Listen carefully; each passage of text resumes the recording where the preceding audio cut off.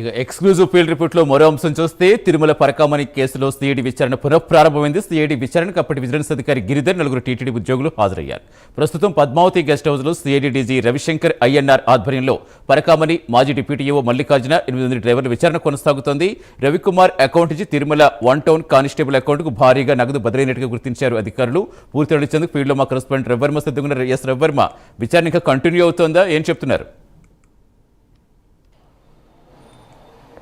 Satish, Parakamani case సంచలనం రేపినటువంటి Parakamani case విచారణ తుది దశకు చేరుకుంటా ఉంది.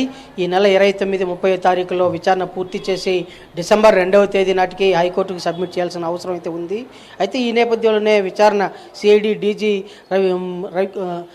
రవిశంకర్ అయ్యర్ పూర్తి స్థాయిలో విచారణ చేపడుతూ వస్తున్నారు.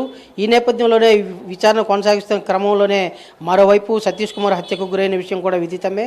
అయితే హత్య జరిగిన విధానం పట్ల పోలీసులు అయితే విచారణ అయితే సాగిస్తూ వస్తున్నారు. మరోవైపు పరకామణి కేసు యథావిధిగా కొనసాగుతూ వస్తూ ఉంది, విచారణ కొనసాగుతూ వస్తూ ఉంది. నిన్నటికి నిన్న సిఐడి అధికారులందరూ కూడా 4 టీములుగా ఏర్పడి అటు చెన్నై, విశాఖపట్నం, హైదరాబాదు, బెంగళూరులలో ప్రత్యేక తనిఖీలు నిర్వహించారు.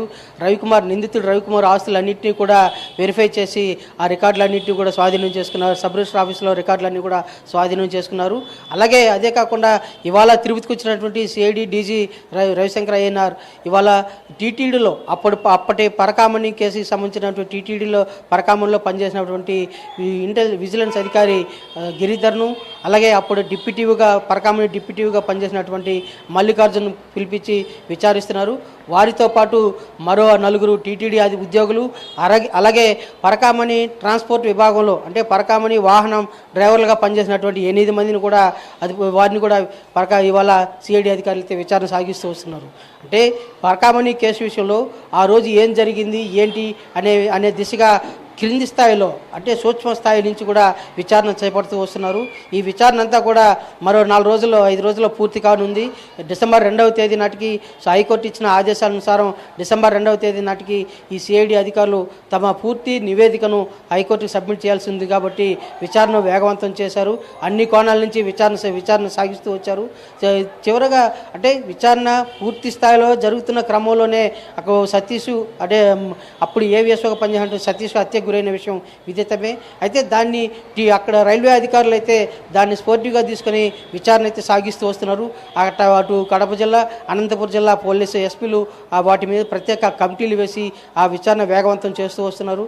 మరోవైపు ఇక్కడ టీటీడీ పరకామణి కేసు తుది దిశకు చేరుతూ ఉంది.